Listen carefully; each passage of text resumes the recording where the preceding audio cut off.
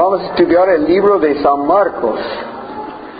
Y vamos a considerar el libro de San Marcos.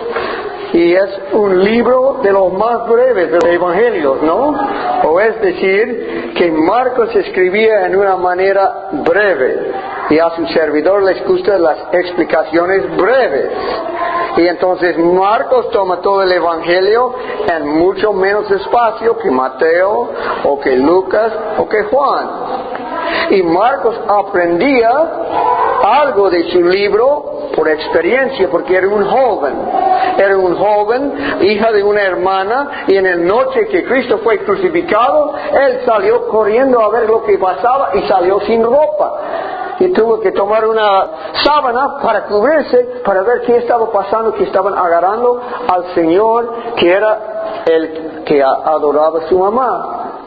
Y después de unos años, cuando se convirtió Pablo, él y Bernabé tomaron a Marcos para la primera viaje misionera, ¿no? Y lo llevaron a varias ciudades predicando el evangelio, pero cuando llegaron a la isla de Cipro, yo creo fue un poco duro la vida. Posible las camas no tuvieron colchones, y posible la comida era tortilla y frijol sin nada más, y posible tuvieron persecuciones de parte de los habitantes, y Marcos regresó a casa, y Pablo y Bernabé siguieron solitos en la obra misionera, en el primer viaje.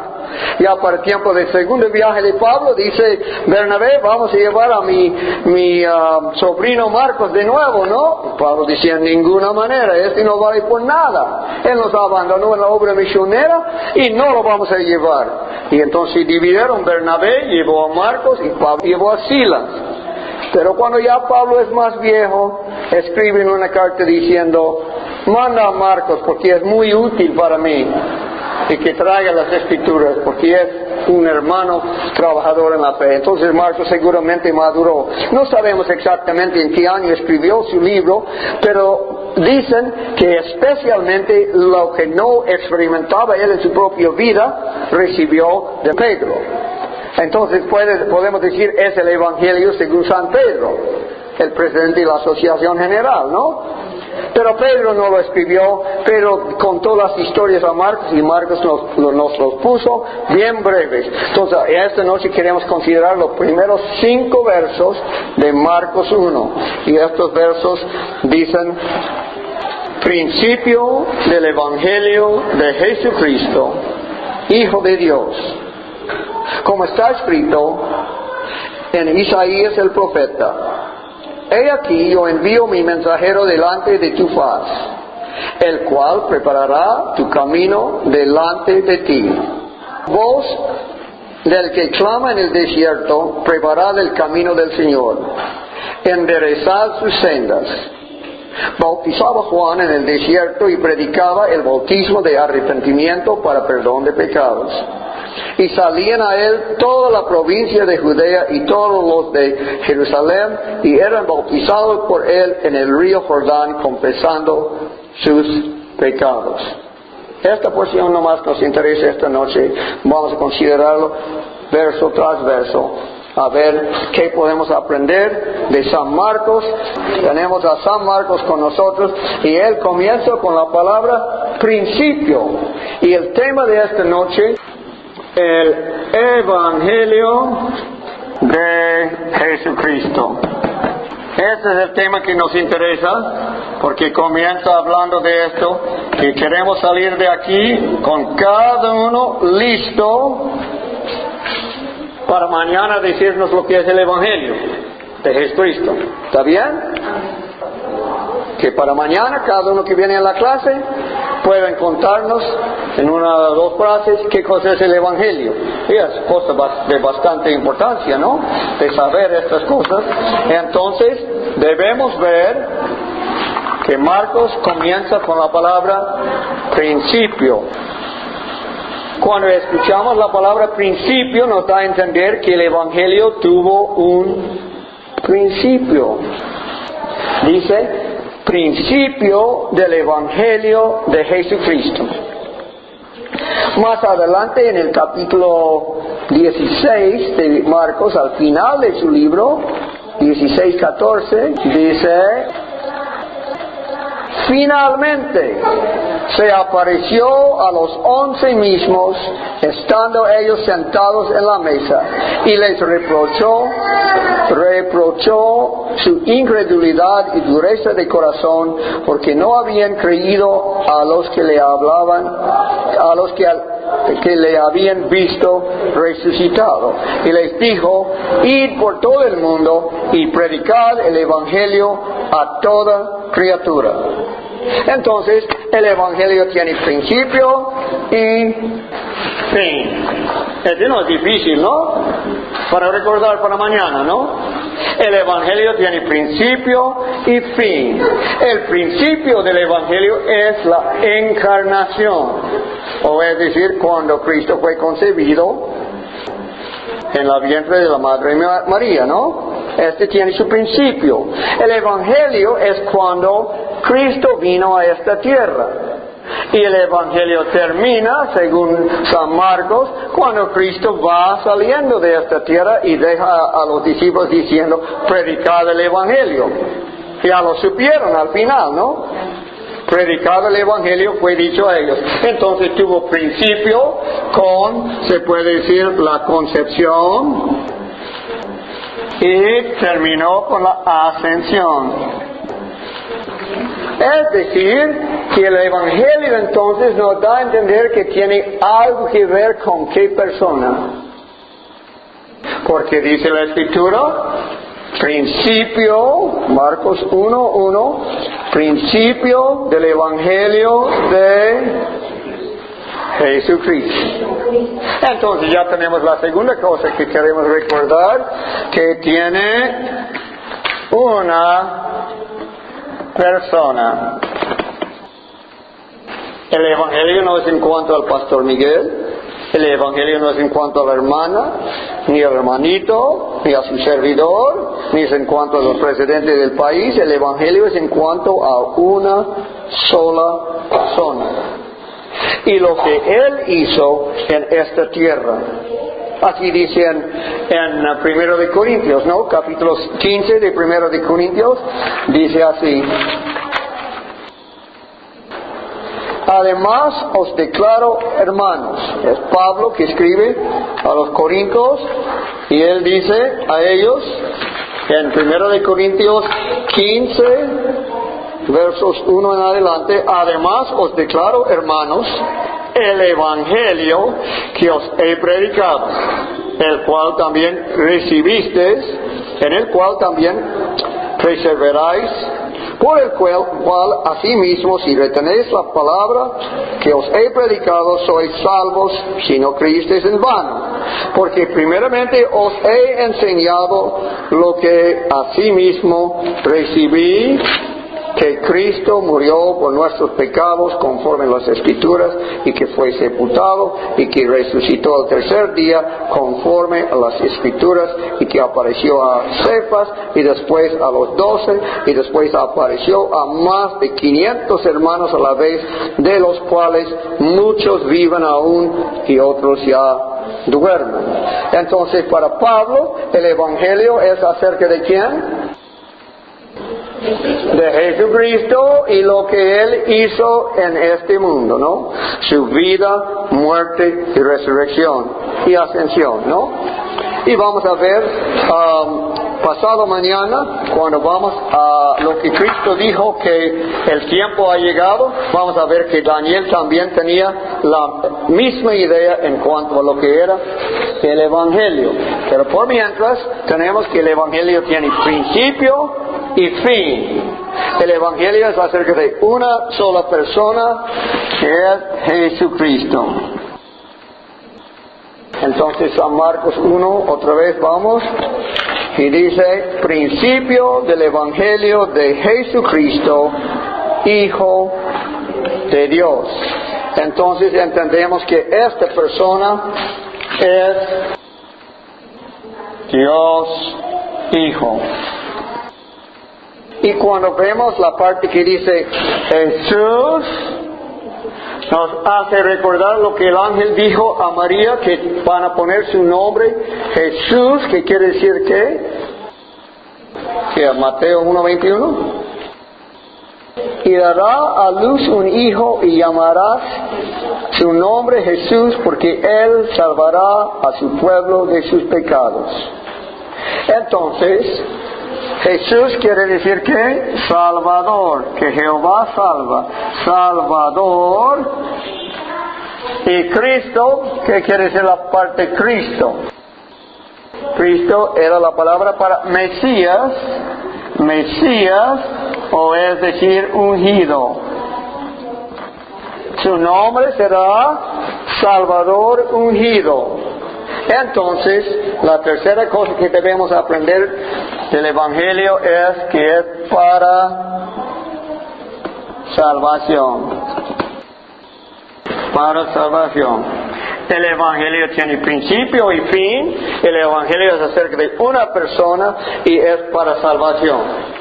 Esas tres cosas quiero que recuerden para mañana. Y van a entrar y ponerse aquí enfrente y decir, hermanos, el Evangelio tiene principio y fin. Es acerca de Cristo cuando Él vivió en este mundo. Jesucristo es la persona del Evangelio y es para nuestra salvación. No es difícil, ¿no? Porque cuando Dios envió a su Hijo, envió al mundo el Salvador, ¿no? Entonces la Biblia dice también el Evangelio de Dios, ¿no? Es el Evangelio de Dios porque Dios dio su Hijo. Es el Evangelio de Jesucristo porque Jesucristo vino y vivió una vida perfecta en nuestro lugar y murió una muerte en nuestro lugar. Y esto entonces da salvación a todo aquel que cree, porque Pablo dice, si permaneces en la fe, serás salvo, ¿no? Entonces tenemos entendido que el Evangelio de Jesucristo es acerca de Jesucristo y lo que Él hizo en el primer siglo en esta tierra. O se puede poner Jesucristo encarnado. ¿Qué quiere decir encarnado? Encarnado. Ahí si quita el do al final y el en al principio, ¿qué palabra tienes ahí casi? Carne, ¿no? Encarnado quiere decir cuando Cristo vivió en la carne nuestra, ¿no? El Evangelio entonces en una sola palabra es Cristo encarnado, ¿no? Lo que Cristo hizo en este mundo. ¿Para qué lo hizo? Porque nosotros no lo hemos hecho. ¿Qué cosa no hemos hecho? No hemos vivido una vida de perfecta obediencia a la ley y no hemos pagado por nuestros pecados con la muerte eterna. ¿Quieres pagar por tus pecados? ¿Quieres pagar la cuenta? ¿Con muerte eterna? ¿Perdición? No creo. ¿O quieres morir? No, esa es la culpa del pecado, ¿no? La muerte eterna. ¿Quién lo pagó? Cristo vino para pagarlo. ¿Qué demanda la ley de todo ser, de todo el universo? ¿Qué demanda la ley? Perfecta obediencia. ¿Tú lo tienes, hermana? ¿Perfecta obediencia a la ley? ¿Sin pecado ninguno en toda tu vida? ¿Lo tienes? ¿Eres perfecta? Pues entonces necesitas ¿qué? Un sustituto. Necesita a alguien que ha pagado por tus pecados y que ha vivido una vida perfecta. Y las dos cosas hizo Cristo. Desde el principio hasta el fin de su vida en esta tierra vivió sin pecar, murió por todos nuestros pecados, y todo aquel que recibe a Él recibe la vida perfecta en su lugar y la muerte expiatoria por todos sus pecados. Es buena cosa el Evangelio, ¿no? Por eso la palabra Evangelio quiere decir buenas nuevas. Buenas nuevas porque alguien ha ganado una batalla. Hoy día estuve esperando en la oficina de Claro para que me reparen mi teléfono y ahí estaba la pantalla y estaba una batalla grande entre un grupo de chinos y otro grupo de chinos. Y al final de ganar la batalla iban los victoriosos con sus banderas todos alegres, ¿no? Así es cuando Cristo vino, es cuando dos partidos, dos ejércitos iban a hacer un pleito. Pero decidieron no todos pelear, no todos estar muertos. Entonces dijeron, nosotros vamos a poner un soldado y tú pones un soldado y el que gana de los dos será vencedor de toda la batalla. Buena idea, ¿no? Para no sacrificar a tantos varones. Entonces de un lado pusieron uno que se llamaba Goliat. Oh, era tremendo este. Y el otro equipo decía, ¿quién vamos a poner contra este? Pues al fin un voluntario vino y salió sin su ropa de guerra, solo con su ¿cómo se llamaba? La reta, ¿cómo? ¿Corea? ¿Cómo? Honda, con su Honda. ¿Y quién ganó de estos dos? David ganó. Y es Cristo como nuestro David, ¿no? Él vino para pelear con el diablo. Y él peleó y ganó. ¿Y qué decimos cuando Cristo ganó? Los hondureños, ¿qué dicen cuando van a Brasil en este año? En este año van a Brasil los hondureños a jugar fútbol. Y ustedes están mirando en televisión y gana Honduras, ¿qué dicen? Ganó Honduras. ¿Así van a decir? Ganó Honduras. No, no van a decir esto. ¿Qué van a decir? ¡Ganamos! Pero estamos mirando televisión en Gracia y Lempira, no estamos en Brasil. ¿Cómo podemos decir ganamos? Porque nuestro representante, el equipo nacional de Honduras ganó. Es nuestro representante. Cristo es nuestro representante. Y cuando Él murió en la cruz, podemos gritar, ganamos. Hemos pagado toda la cuenta por todos nuestros pecados. Hemos vivido una vida sin pecado. Y en Cristo tenemos toda esta bendición. Pero, dice la Escritura, a lo siguiente, en el verso 2, dice, he aquí, yo envío mi mensajero. Este es Dios Padre hablando a Dios Hijo. Y Él dice a Dios Hijo, he aquí, pon atención, he aquí, yo envío mi mensajero delante de tu faz. El Padre dice al Hijo, mire, te voy a mandar al mundo. Es muy difícil para mí dejarte ir, porque sé que va a ser muy duro. Puede ser que fallas y nos separamos para la eternidad. Pero es el único remedio para salvar a esta raza perdida. Entonces dice, yo enviaré mi mensajero delante de tu faz. ¿Quién sería este mensajero? El cual preparará tu camino delante de ti. ¿Cómo lo va a preparar? Trayendo convicción de pecado, ¿no? Porque si el pueblo está convencido de su pecado, ¿qué cosa busca? ¿Qué cosa busca uno que tiene una necesidad? Remedio, ¿no? Entonces Dios Padre dijo al Hijo, mire Hijo, te voy a enviar a hacer una cosa bien difícil. Es posible que tú falles, porque te vas a hacer ser humano. Y siendo ser humano, tienes que obedecer perfectamente la ley. Adán falló en el huerto de Edén, pero tú vas a una situación mucho peor. Pero voy a mandar un mensajero delante de ti y él va a traer convicción del pecado y va a anunciar que viene un remedio, porque dijo, he aquí el Cordero de Dios quien quita los pecados del mundo, ¿no? Y trajo mucha convicción diciendo, vosotros soldados no deben demandar doble pago. Y si te piden, si un soldado dice al paisano, si un soldado te pide llevar su bulto para 1 kilómetro, lo lleva para 2. No seas rebelde, ese es pecado. Entonces Juan vino, ¿no? Juan Bautista, antes de Cristo para preparar su camino y dice, he aquí, yo envío mi mensajero delante de tu faz, el cual preparará tu camino delante de ti.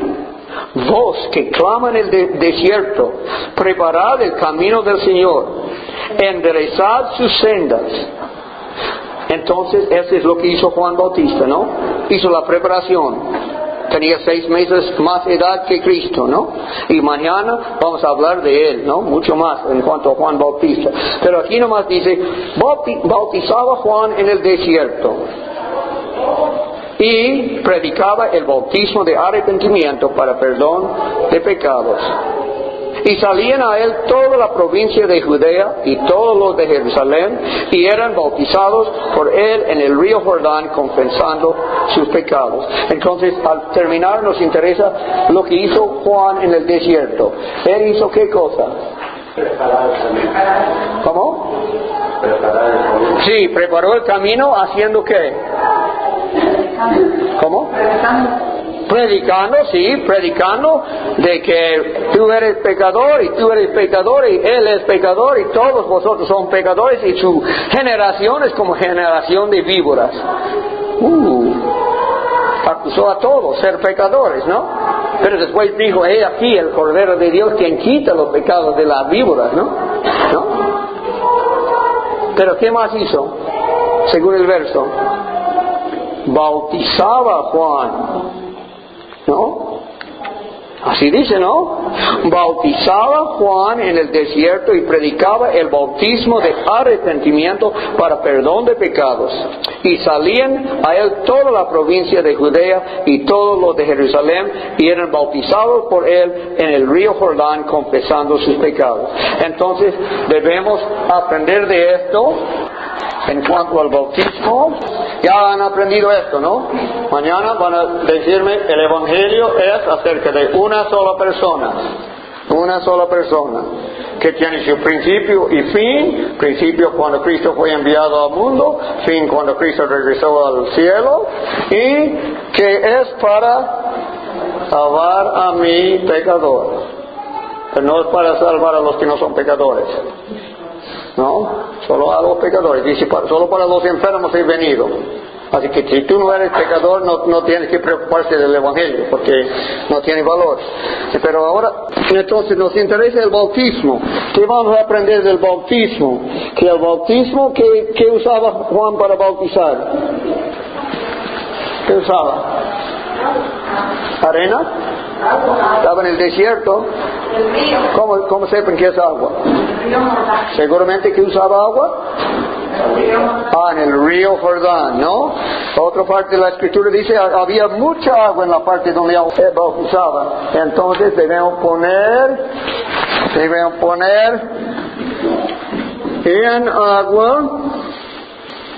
Bautizaba en agua, esto significa inmersión, ¿no? ¿Y con qué? ¿A quién bautizaba? ¿Cómo? Los que para perdón, sí, el perdón viene aquí, perdón, pero antes del perdón, ¿qué cosa viene? Arrepentimiento. ¿Y qué más? ¿Qué más dice la escritura? Voy a leer de nuevo. Bautizaba Juan en el desierto y predicaba el bautismo de arrepentimiento para perdón de pecados y salían a él toda la provincia de Judea y todos los de Jerusalén y eran bautizados por él en el río Jordán confesando sus pecados. Arrepentimiento y confesión de pecados. Entonces, si tú te metes en agua sin arrepentimiento y sin confesión de pecados, no tendrá ningún valor. No trae perdón. Lo que trae perdón es si tiene arrepentimiento, es decir, yo no puedo salvarme a mí mismo. He hecho mal, soy pecador, esto y el otro he hecho y lo confieso. Romanos 10 habla de la misma cosa y dice así en Romanos capítulo 10, los versos 9 y 10, diciendo así, que si confesares con tu boca que Jesús es el Señor y creyeres en tu corazón que Dios le levantó de los muertos, serás salvo. Porque con el corazón se cree para justicia, pero con la boca se confiesa para salvación. Entonces el bautismo equivale confesión, porque es admitir ante sus compañeros, confesar con tu boca, yo soy pecador, yo necesito un Salvador, y es bautizado en agua con inmersión, arrepentido, confesando sus pecados, resulta en perdón. Y más adelante vamos a tener una noche cuando hablamos mucho más del perdón, pero no hay cosa más linda para un pecador que perdón. Si no nos creemos ser pecadores, el perdón no vale. Pero si entendemos que somos pecadores, entonces este es lo más lindo que podemos recibir de Dios. Y vamos a tener una historia de esto en el capítulo 2, que nos toca la semana que entra, porque vamos despacito. Ahora hemos cubierto 3 a 5 versos, y las conclusiones son estas: que el Evangelio es en cuanto a una sola persona. Si tú vas a predicar el Evangelio, ¿de qué vas a hablar? De Jesucristo y solo de Él y lo que Él hizo en este mundo en el primer siglo. El Evangelio es en cuanto a una sola persona. Y el Evangelio tiene comienzo y fin, ¿no? Porque fue anunciado por el profeta Isaías que vendría el Evangelio, ¿no? Y después Pablo predicó el Evangelio ya cumplido, que Cristo ha vivido una vida perfecta en mi lugar y ha muerto por todos mis pecados y lo acabó toda la obra y dijo: consumado es, en la cruz, ¿no? Entonces tiene su comienzo y su fin. Y la tercera cosa que queremos poner como conclusión es que el perdón es por arrepentimiento y confesión. Y esto demostramos, no somos perdonados por meternos en agua, demostramos nuestro arrepentimiento y nuestra confesión por ser bautizado en agua. El bautizar en agua es el señal de lo que ha ocurrido en el corazón, de arrepentirnos, y es nuestra confesión de que somos pecadores y necesitamos un Salvador, Jesucristo. Son buenas nuevas, ¿no? Porque los que no tienen perfecta obediencia y no tienen pago para sus pecados, pueden hallar en Cristo por medio de confesar sus pecados, arrepentirse y aceptar a Cristo. Pueden recibir el Evangelio de Dios, el Evangelio de Jesucristo, las buenas nuevas de la victoria que Él ganó. Como cuando los hondureños ganan en Brasil, vosotros puedes decir: yo soy hondureño, pero el hermano Marín no puede decir ganamos cuando gana Honduras, ¿no? Pero si me cambio de ciudadanía y me dejo a los Estados Unidos, rechazo esta ciudadanía y me hago hondureño legal con mis papeles, cuando gano Honduras en Brasil, ¿qué puedo decir? Ganamos porque soy hondureño. Pero mientras no soy hondureño, la victoria de Cristo no vale, ¿no? O la victoria del equipo hondureño en Brasil no vale. Y mientras que no soy en Cristo Jesús, su victoria no vale para mí. Yo todavía estoy en el campo de Satanás y tengo que trasladarme y dejar esta ciudadanía y cambiarme